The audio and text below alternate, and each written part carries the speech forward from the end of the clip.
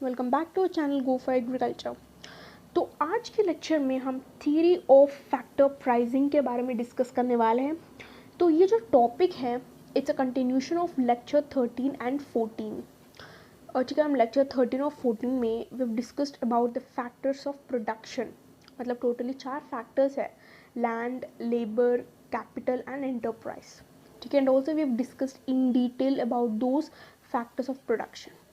सो ये लेक्चर 20 मतलब a theory of factor pricing topic जो है, ये तो लेक्चर 13 और 14 का कंटिन्यूशन पार्ट है। So if you are directly watching this video, I would request you to just go back to the 13 and 14th lectures. So if you get the idea of the factors of production, then you can easily understand this lecture. ठीक है, so ये theory of production का दूसरा नाम है theory of distribution. ठीक है, basically इसका मतलब है हमारा फैक्टर्स ऑफ प्रोडक्शन जो है, मतलब 4 factors: land, labour, capital and enterprise. So ये 4 फैक्टर्स के बीच में हम इनकम को कैसे डिस्ट्रीब्यूट करेंगे, ये है आज का एजेंडा। मतलब वी कैन नो कि how the income is distributed among these 4 factors. ठीक है, सो पहले हम फैक्टर्स ऑफ प्रोडक्शन के बारे में देखेंगे। सो इसमें टोटल 4 फैक्टर्स हैं: land, labour, capital and enterprise. ठीक है, सो लैंड को रेंट है। ठीक है, जैसे when we buy some land we should pay the rent. मतलब लैंड को रेंट है, लेबर को वेजेस है, मतलब लेबर को हम सैलरी देना पड़ेगा, वेजेस है। कैपिटल को इंटरेस्ट है, और एंटरप्राइज मतलब या एंटरप्रेन्योर को प्रॉफिट है। इसलिए ये चारों land, labour, capital and enterprise are the factors of production. मतलब अगर आपको कुछ चीज़ें प्रोड्यूस करनी है, जैसे मान लो पेन है, अगर आपको पेन मैन्युफैक्चर करनी है, इसके लिए एक इंडस्ट्री चाहिए। इंडस्ट्री चाहिए का मतलब है लैंड। ठीक है, सो आप लैंड को मतलब for the land you will be paying the rent. ठीक है, मतलब आपको रेंट पे करना पड़ेगा लैंड को। और labour, when you allot some labours to do the work, और आप लेबर्स को सैलरी देना पड़ेगा। और कैपिटल का मतलब इंटरेस्ट, और एंटरप्राइज या एंटरप्रेन्योर को प्रॉफिट मिलेगा। मतलब ये सब एक पेन मैन्युफैक्चरिंग में पार्ट है। अगर हम इसको इकोनॉमिक टर्म्स में देखें, क्योंकि ये लैंड, लेबर, कैपिटल, एंटरप्राइज, ये 4 चीज़ों एक पेन मैन्युफैक्चरिंग में पार्ट है, इसलिए they are the factors of production. Like you may think कि पेन में ये रॉ मटेरियल्स भी एक इम्पॉर्टेंट चीज़ है। ये रॉ मटेरियल्स जो ये तो इम्पॉर्टेंट चीज़ है, लेकिन हम इकोनॉमिक टर्म्स में बात कर रहे हैं यहाँ पे। इकोनॉमिक टर्म्स में लैंड, लेबर, कैपिटल और एंटरप्राइज, ये 4 चीज़ों इम्पॉर्टेंट हैं। ये जो रॉ मटेरियल्स जो है, रॉ मटेरियल्स या जैसे प्लास्टिक और इंक के लिए कुछ केमिकल्स, ये सब भी फैक्टर्स हैं। लेकिन ये फैक्टर्स को एक फाइनल प्रोडक्ट को कन्वर्ट करने के लिए ये चीज़ें चाहिए: लेबर चाहिए, और कैपिटल चाहिए, लैंड चाहिए, और फाइनली एंटरप्रेन्योर चाहिए। ठीक है, सो ये है फैक्टर्स ऑफ प्रोडक्शन। तो नेक्स्ट है डेफिनीशंस। अगर हम डेफिनीशंस के बारे में बात करें, डिस्ट्रीब्यूशन का डेफिनीशन, सो ये डेफिनीशंस को एक्सप्लेन करने से पहले मैं आपको इजी वे में समझाती हूँ कि ये 4 फैक्टर्स जो है, land, labour, capital and enterprise. ठीक है, सो पहले आपको रेवेन्यू का मतलब पता होना चाहिए। सो बेसिकली रेवेन्यू का मतलब है it is a money you gate. Basically जैसे मान लो आपके पास 3 पेन्स है। ठीक है, सो आप 3 पेन्स भेजने के बाद आपके पास है 10 रुपये। सो ये 10 रुपये होगा रेवेन्यू। मतलब if you if you sell something और if you sell any product, you will get some money और you will earn some money. इसको हम रेवेन्यू कहते हैं। ठीक है, सो अगर हम इकोनॉमिक या मैन्युफैक्चरिंग या इंडस्ट्रियल टर्म्स में बात करें, तो वही पेन एग्जाम्पल लेते हैं हम. सो एक पेन को मैन्युफैक्चर करने के लिए हमको लैंड चाहिए, ठीक है. सो लैंड के बाद एक इंडस्ट्री चाहिए, एक बड़ा सा मैन्युफैक्चरिंग इंडस्ट्री चाहिए. इंडस्ट्री में हमको लेबर्स चाहिए, कैपिटल चाहिए और एंटरप्रेन्योर चाहिए, ठीक है. रॉ मटेरियल तो दूसरा बात है, लेकिन ये तो मेजर इम्पॉर्टेंट थिंग्स है. सो फाइनली कुछ दिनों के बाद we have manufactured the pen, ठीक है. सो जैसे एक दिन में हम 50,000 पेन्स मैन्युफैक्चर कर रहे हैं, और यही 50,000 पेन्स को भेजने के बाद for example we have got like 1 lakh, total income 1 lakh का, ठीक है. So since land has play a role, labour ने उसने उसका काम किया और एंटरप्रेन्योर ने भी उसको काम किया. मतलब you should give that income to all these people. मतलब you should give the salary to the labor, you should pay the rent for the land, and also you should give the interest to the capital. So इन लोगों को तुम पे करने के बाद the money you have at last, that is your income. So इस case में हम क्या कर रहे हैं, लैंड को हम रेंट दे रहे हैं, लेबर को सैलरी दे रहे हैं और इंटरेस्ट भी हम पे कर रहे हैं. मतलब ये distributing that 1 lakh among these factors, इसको हम डिस्ट्रीब्यूशन कहते हैं. It means the final money you get, you are distributing it among these factors, ठीक है. So this is called as distribution, ठीक है. सो अगर हम डेफिनेशंस को देखें, सो दो प्रोफेसर्स हैं, चैपमैन और सेलिगमैन. सो इस दोनों में दे गिव डिफरेंट डेफिनेशंस, लेकिन मीनिंग तो सेम है, ठीक है. सो हम देखेंगे definition given by the Chapman is the economics of distribution accounts for sharing of wealth. इस केस में शेयरिंग ऑफ वेल्थ का मतलब है डिस्ट्रीब्यूशन, ठीक है.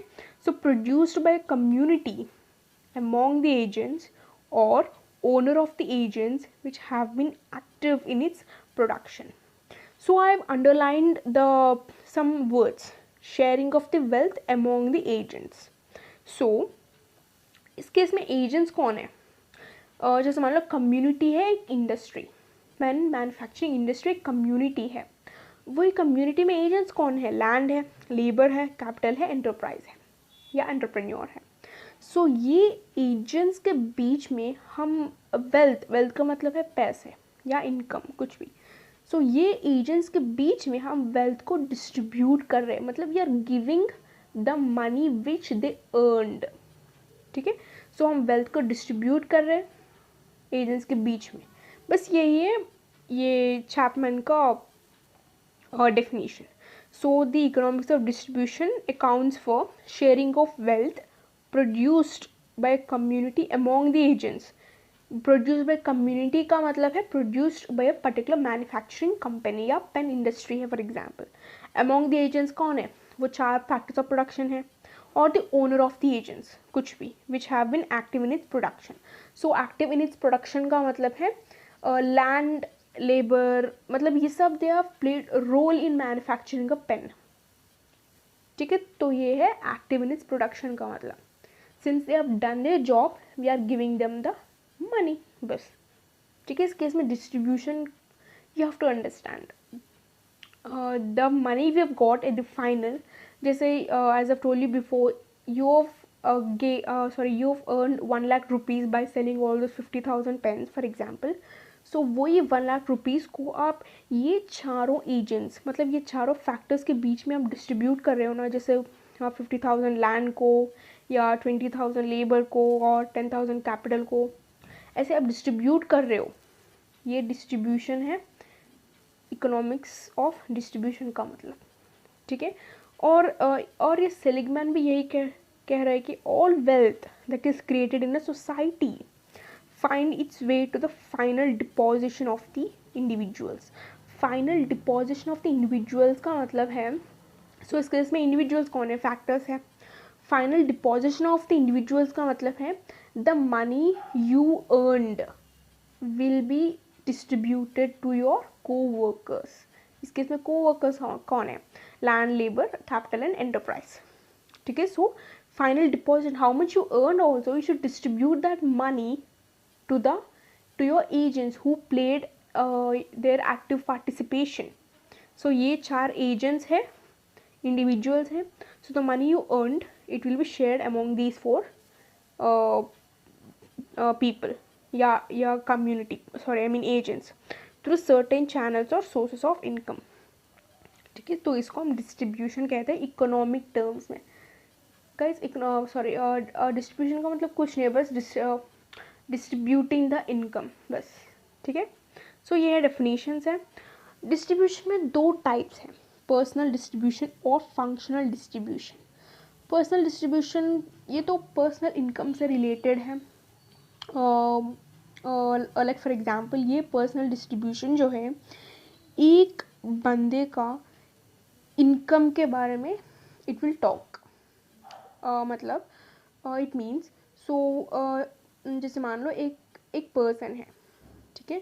So with the help of this personal distribution we can know कि कितने income, like how much is that person is being paid and how much is he getting. मतलब income कैसे distribute हो रही है टू दैट पर्सन. ठीक है. So ये है पर्सनल इनकम. फंक्शनल इनकम जो है तो फैक्टर्स ऑफ प्रोडक्शन से रिलेटेड है, like we have discussed before. वो 4 एजेंट्स जो है उससे रिलेटेड है.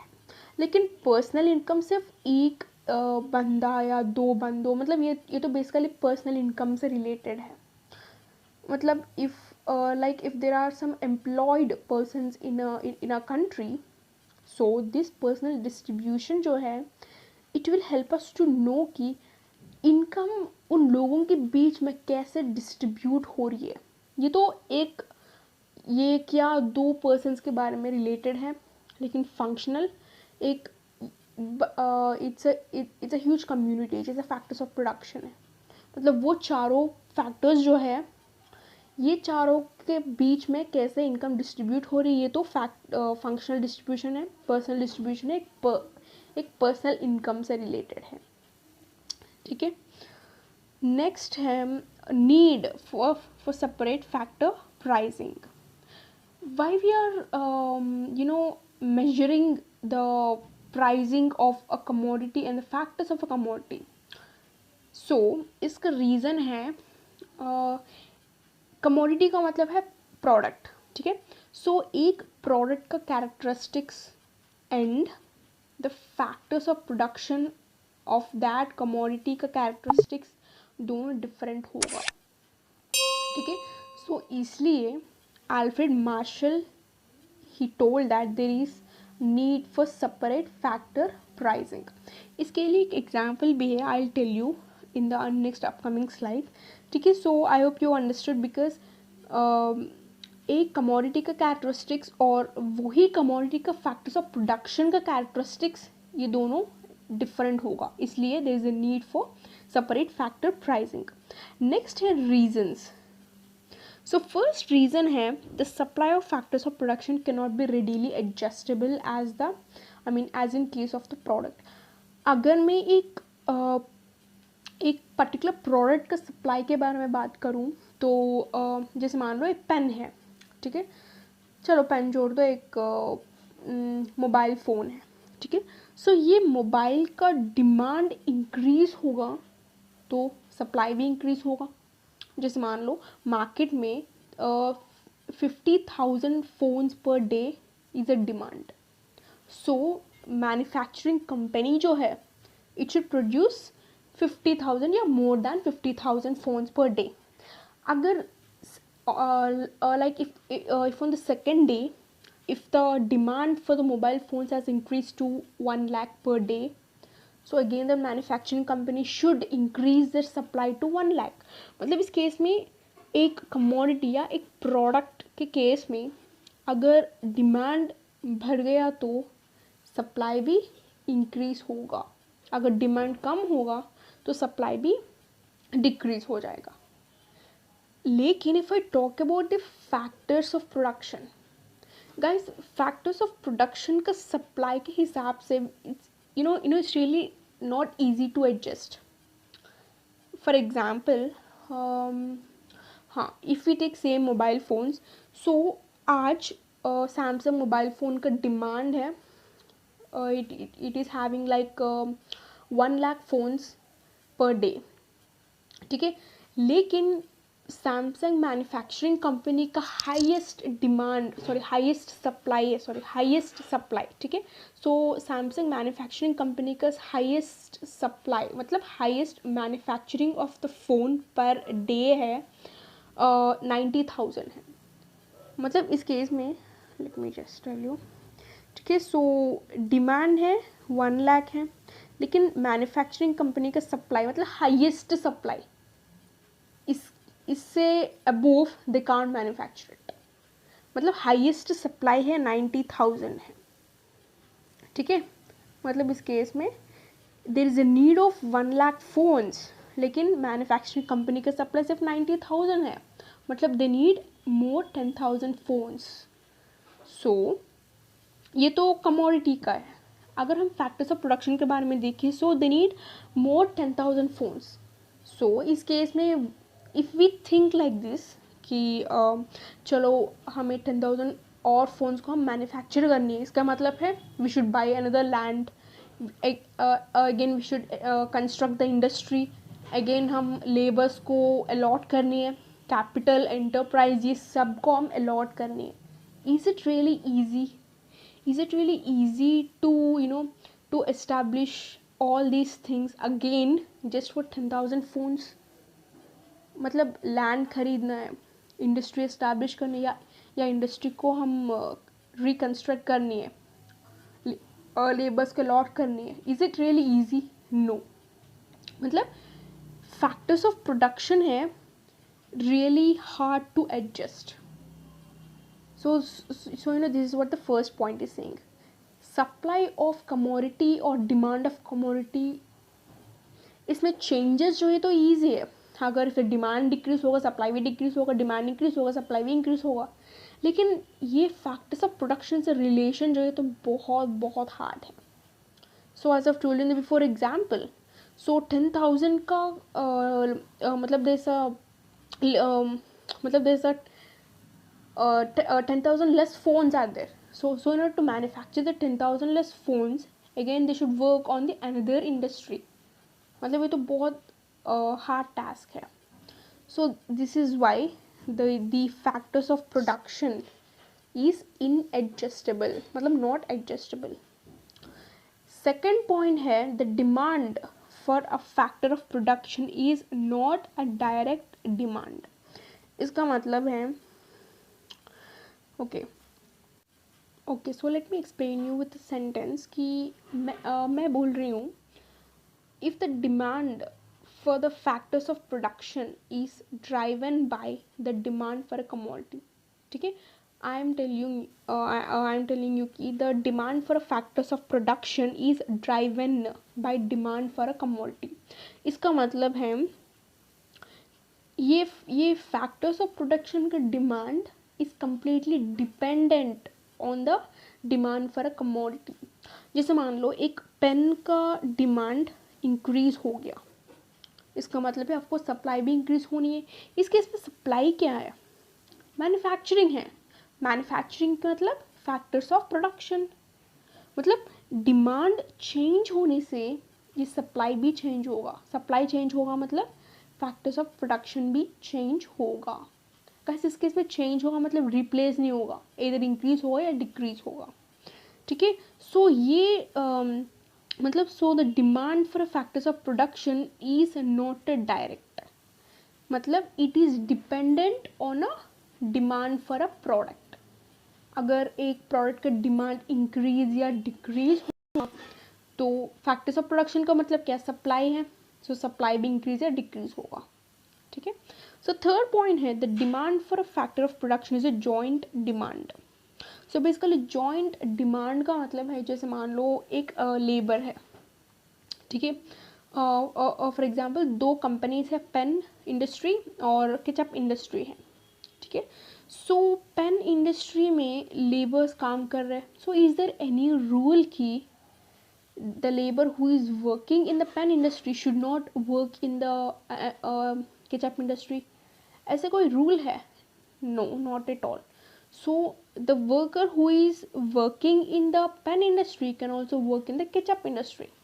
मतलब ये तो जॉइंट डिमांड है, मतलब इसको इनकम भी डबल होगा ना, because is working in two industries. ठीक है, तो ये है थर्ड पॉइंट का मीनिंग. और फोर्थ पॉइंट है some of the factors of production are human factors. इसका मतलब है इसमें मतलब they are not only affected by economic factors. So basically economic factors का मतलब है लाइक द कैपिटल, लैंड, ये सब इकोनॉमिक फैक्टर्स हैं. सो सिंस इसमें ह्यूमन फैक्टर्स भी है, जैसे वर्कर्स है, एंटरप्रेन्योर भी एक आदमी है, ऑर्गेनाइजेशन है, मतलब ऑर्गेनाइजेशन में भी ह्यूमंस होंगे ना. सो इस केस में नॉन इकोनॉमिक फैक्टर्स भी है. नॉन इकोनॉमिक फैक्टर्स का मतलब है ह्यूमंस है. So we humans we will know what to do. जैसे लेबर्स को दिनों की how to operate a machinery, मतलब इस केस में नॉन इकोनॉमिक फैक्टर्स भी है, इसलिए they should be separate factors of pricing, मतलब सेपरेट प्राइसिंग की नीड है. सो ये है 4 reasons why they should be separate factor pricing. ठीक है, नेक्स्ट है एप्लीकेशंस. ये तो लास्ट स्लाइड है. सो फर्स्ट एप्लीकेशन है employment levels in the various reproductive resources. So इसका मतलब है कि इंडिया में, लाइक फॉर एग्जांपल इंडिया में कितने एम्प्लॉयमेंट लोग हैं, सो उन लोगों के बीच में इनकम कैसे डिस्ट्रीब्यूट हो रही है, we can know with the help of this pricing, separate pricing system. और दूसरा helps in optimum utilisation of input factors. तीसरा है share the various factors of production in national income. So basically national income में we can know कि land को कितने rent हम पे कर रहे हैं, लेबर को कितने वेजेस हम दे रहे हैं, मतलब कितने पैसे दे रहे हैं, और कैपिटल में कितनी इंटरेस्ट है, एंटरप्राइज में या एंटरप्रेन्योर को कितने प्रॉफिट है. ये सब we can know by using this separate pricing system. ठीक है, तो ये है अप्लीकेशंस है और ये है need for pricing. So why we are there is a need for separate factor pricing. और टाइप्स भी है. पर्सनल डिस्ट्रीब्यूशन का मतलब तो बेसिकली पर्सनल इनकम से रिलेटेड है या एक बंदे से रिलेटेड है, लेकिन फंक्शनल जो है ये तो एक ह्यूज टर्म है. इसमें चारों फैक्टर्स है, लैंड, लेबर, कैपिटल, एंटरप्राइज. लेकिन पर्सनल में सिर्फ 1 या 2 बंदे, मतलब बेसिकली पर्सन्स. ठीक है, तीसरा है डेफिनेशंस है. I give a detailed explanation on this. और ये है फैक्टर्स ऑफ प्रोडक्शन. ठीक है, so this it guys. In today's lecture we have seen the theory of factor pricing. ये तो सिर्फ introduction है, because in the next lecture we'll be doing the really deeper part. because पता है ये factor pricing जो मतलब हम रेंट के हिसाब से हम डिस्कस करेंगे, how the rent is done, और वेजेस, इंटरेस्ट और प्रॉफिट. सो ये चारों के हिसाब से हम डिस्कस करने वाले हैं अपकमिंग लेक्चर्स में. So in order to make them understand we should be good with the basics. So this is the reason why I've gave a lot of time for the introduction. Okay, so thank you for watching. If you have any queries you can ask us on our Instagram page, or you can post in the comment section. And also you can download this PPT from our Telegram channel, Go for Agriculture. So if you like this video, please subscribe to our channel so that you will get the daily notifications of any video we upload. So thank you for watching. Till then, take care.